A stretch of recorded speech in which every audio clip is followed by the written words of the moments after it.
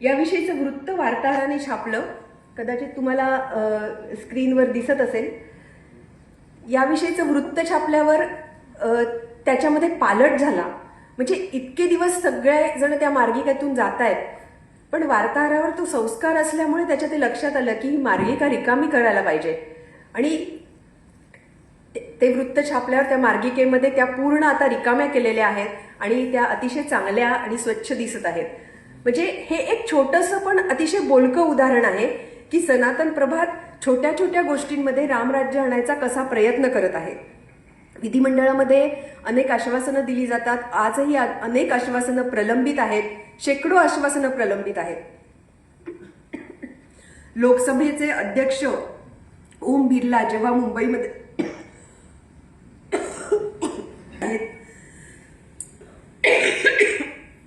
त्यावेळेला त्यांनी